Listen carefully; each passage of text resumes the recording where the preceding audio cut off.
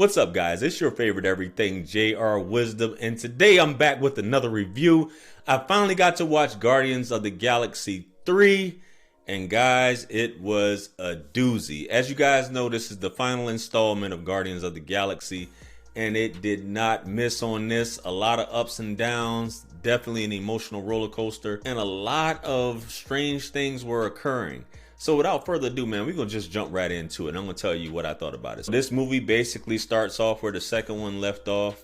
It shows Quill, Starlord. He's in a state of depression. He's getting wasted. And basically, Rocket Raccoon walks in on him, trying to tell him to get out of his funk. And they're on the planet Knowhere trying to rebuild their headquarters. Everybody's there with the exception of Gomorra. But as you guys know, at the end of Endgame, she was brought back. A different version of Gomorra, at least when Thanos came to the present. So with this going on, we actually see the appearance of Adam Warlock.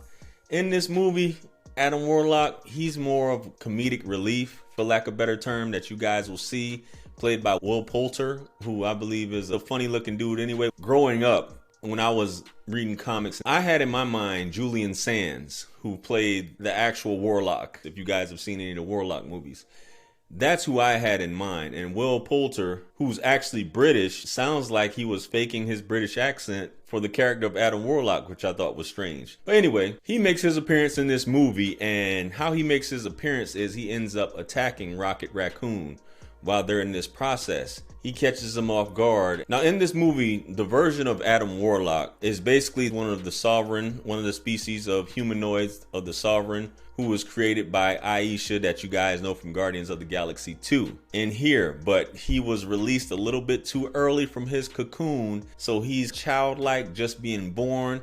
So as he's coming to Knowhere, he's basically like just learning to use his powers. So it's reminiscent of Cannonball from X-Force, or sort of like Iron Man when he just started using his suit. He just really can't control it, so he crash lands and ends up injuring Rocket. While this is going on, also he has to fight the rest of the Guardians. So they end up prevailing. He ends up getting injured and heading off.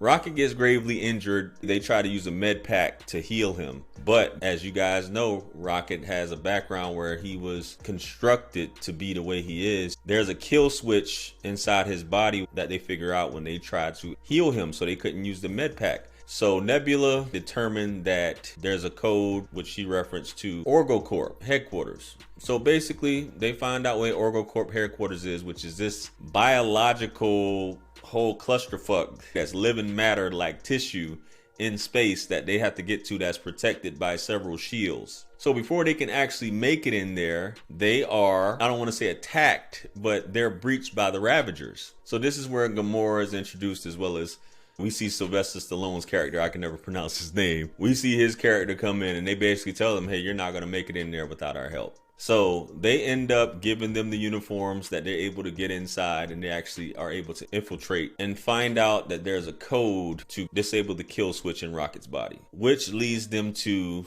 the High Evolutionary, what everybody's looking forward to. So the person who they believe is suspected to have it is a guy named Theel. Theel is located on Counter Earth, which is where the High Evolutionary is at currently. Now in this movie, the High Evolutionary is on some Dr. Moreau type stuff as well as he is in the comics.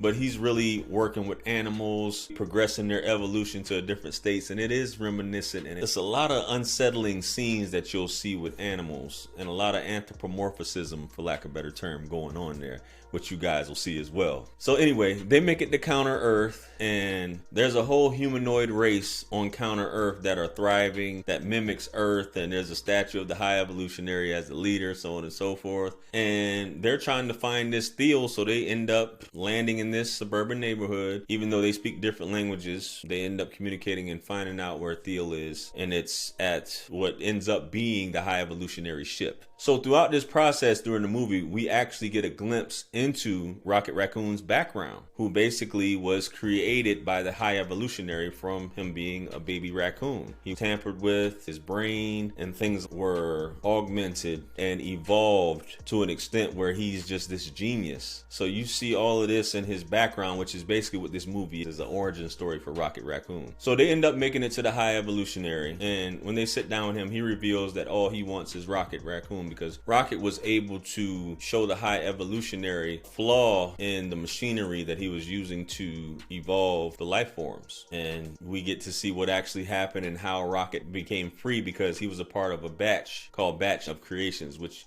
you'll see what the High Evolutionary was doing, which he promised, or he was telling them that they would be on counter Earth to live a new life, but that ended up being BS. We also find out that Rocket's name before he named himself was 89P13. With this being said, a fight ensues between Quill, Groot, and the High Evolutionary, and the ship takes off, and Aisha gets killed on counter Earth, which the High Evolutionary set up to explode. Crazy enough, I know. The purpose for sending Adam Warlock was supposed to retrieve Rocket Raccoon, but it ended up not going the way it should. Adam Warlock was employed by Aisha the Sovereign, who was in turn employed by the High Evolutionary to complete this job that didn't happen. All this is a lot of slapstick comedy, a lot of Teletubby stuff, and throughout this process, Quill is trying to get Gomorra back. It doesn't happen. They end up retrieving the code from Theel, going back because Rocket's on the ship, applying the med pack, healing him. They launch an all-out battle and end up destroying the forces and even revealing what the High Evolutionary looks like.